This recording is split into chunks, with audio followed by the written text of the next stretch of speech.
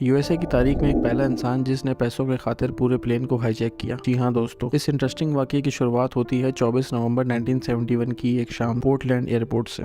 एक शख्स जो बज़ाहिर बिजनेसमैन लगता था, उसने पोर्टलैंड से सिएटल की एक टिकट बुक करवाई और टिकट बुक करवा के वो सीधा जहाज में जाके बैठ गया। ये दिन बिल्कुल नॉर्मल था, आम दिनों की तरह जहाज अपने मामूल के मुताबिक टेक ऑफ किया। ये जहाज बोइंग 727 था, तो 2:58 PM पे ये फ्लाइट टेक ऑफ करती है और उसके बाद टेक ऑफ के बाद मामूल के मुताबिक सारे पैसेंजर्स अपनी जगह पर बैठे हुए होते हैं। अचानक से ये बंदा एयर होस्टेस को अपने पास बुलाता है, जिसका नाम होता है फ्लोरेंस शेफनर। इस एयर होस्टेस को अपने पास बुला के ये कहता है कि भाई मेरे पास एक लेटर है, आप इसको देख लें। और ये इस एयर होस्टेस के हाथ में ये लेटर थमाता है। जब वो एयर होस्टेस उस लेटर को खोल के देखती है तो उसमें ये लिखा हुआ होता है कि miss, I have a bomb here and I would like you to sit by me.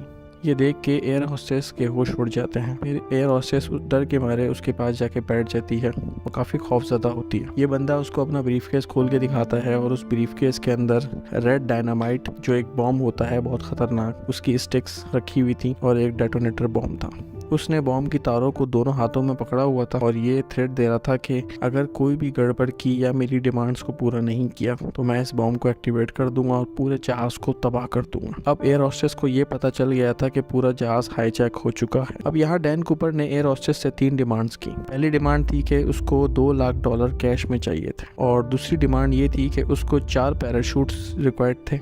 Number 3, वो चाहता था कि प्लेन को रिफ्यूल करवाया जाए जब वो सिएटल एयरपोर्ट पे लैंड करे। एयर होस्टेस डैन कूपर की डिमांड्स लेकर कॉकपिट में जाती है और पायलट को सब कुछ बता देती है। पायलट फौरन कंट्रोल टावर से कांटेक्ट करता है। North west Orient and FBI alert हो जाती है और डैन कूपर की डिमांड्स को फौरन एक्सेप्ट करके अनाउंस कर दिया जाता है कि हाईजैकर के साथ फुल कोऑपरेट किया जाए और उसकी तमाम डिमांड्स को फुलफिल किया जाए, क्योंकि अथॉरिटीज को ये पता होता है कि ये यहाँ से हमसे बच के ज़्यादा दूर तक नहीं जा पाएगा। लिहाजा जहाज में बैठे हुए 35 लोगों की जान को बचाने के लिए उनको ये फैसला करना पड़ता है। यहाँ तक प्लेन में बैठे बाकी 35 पैसेंजर को इन सब चीज़ों का कोई इल्म नहीं होता। अब FBI बैंक से कांटेक्ट करती है और बैंक $2 लाख कैश अरेंज कर देता है और उन नोटों की सीरियल भी रिकॉर्ड कर ली जाती है। इस ड्यूरेशन में डैन कूपर को जब एयर होस्टेस ने देखा तो दूर से वो काफ़ी चिल बैठा हुआ होता है। ये 1971 में अमेरिका की हिस्ट्री का एक पहला प्लेन हाईजैक था जो ताइवान के लिए किया गया था। अब कंट्रोल टावर ने पायलट को मैसेज दिया कि डिमांडेड पैराशूट्स और मनी एयरपोर्ट पे पहुंच गई है, प्लेन को लैंडिंग के रूट पे लेके आओ।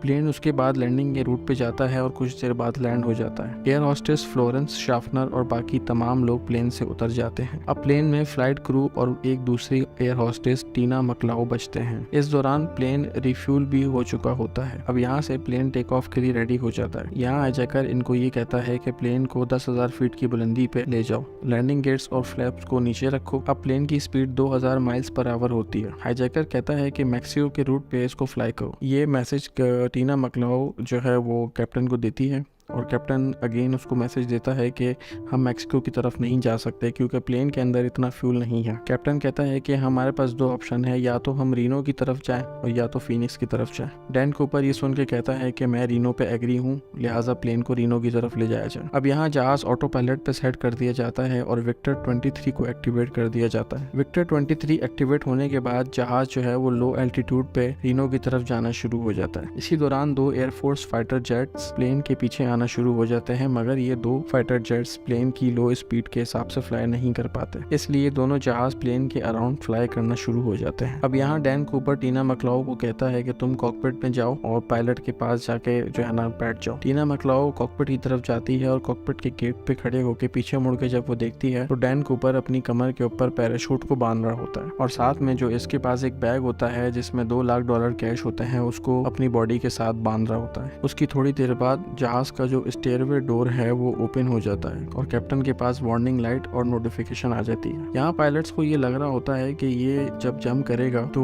इसके बाद ये बॉम्ब को जहाज में फेंक के फाड़ देगा। इस वक्त टाइम हो रहा होता है 8:02। अब यहाँ से 40 साल की डिबेट शुरू होने वाली होती है कि ये आखिरी विजुअल था डैन कूपर का। यहाँ ये प्लेन से छलांग मार देता है और इसके बाद काफी सालों तक FBI ने इसको ढूंढने की बहुत कोशिश की होती है, मगर ये उनको नहीं मिलता। FBI मुख्तलिफ किस्म की टेक्नोलॉजीज को यूज करती है इसको ढूंढने के लिए। और इसके अलावा एक रिहर्सल भी की जाती है इस पूरे मामले की। दोबारा से एक प्लेन को फ्लाई किया जाता है और वहाँ ही उसी जगह से वहाँ से एक बंदे को जहाज से कुदाया जाता है और पूरा का पूरा मामला इसी तरीके से इन्वेस्टिगेट किया जाता है, मगर इन लोगों को कोई क्लू नहीं मिलता। ये एक वायर हाईजैकिंग थी जो यूएसए में आज तक इससे पहले कभी भी नहीं हुई थी और ये उसके बाद कभी भी सॉल्व नहीं हुई। फिर सिएटल की FBI ऑफिस ने पब्लिक को इन्वॉल्व किया उसको ढूंढने में। FBI एक स्केच बनवाती है जो कि फ्लाइट क्रू और एयर होस्टेस की विजुअल्स की मदद से बनवाया जाता है और उसके बाद इस केस पे एक बहुत बड़ी इन्वेस्टिगेशन शुरू हो जाती है। इसके बाद 9 साल बाद इनको एक क्लू मिलता है। फरवरी 7, 1980। इस दिन एक बच्चा अपने फादर के साथ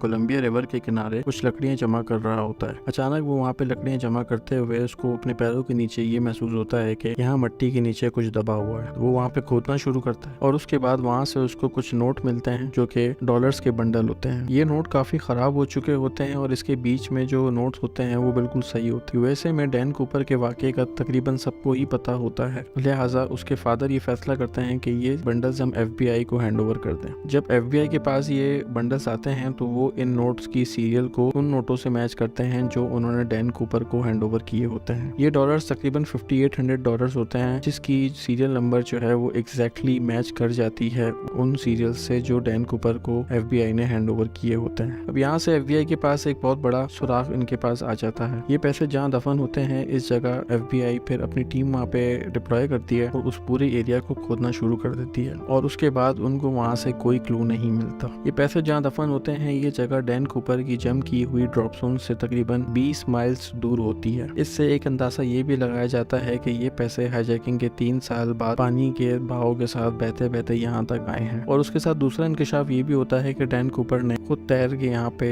जो है वो आके ये पैसों को मिट्टी के नीचे दबाया है। इसके बाद ये केस आज तक लोगों को हैरान कर रहा है, आखिर क्या हुआ होगा डैन कूपर के साथ। क्या वो समंदर में डूब के मर गया होगा या तो वो आज तक जिंदा है, और अगर जिंदा है तो वो कहाँ है। किसी ने उसको नहीं देखा, किसी ने उसकी आवाज नहीं सुनी, किसी जगह से वो आइडेंटिफाई नहीं हुआ, लिहाजा ये केस आज तक अनसॉल्व्ड है। उम्मीद करता हूँ हिडन यूनिवर्स की ये वीडियो आपको बहुत पसंद आई होगी और अगर पसंद आई तो प्लीज चैनल को सब्सक्राइब करिएगा ताकि इन फ्यूचर आने वाली अमेजिंग वीडियोस आपको मिलती रहे। तब तक के लिए अपना ख्याल रखें। अल्लाह निगहबान।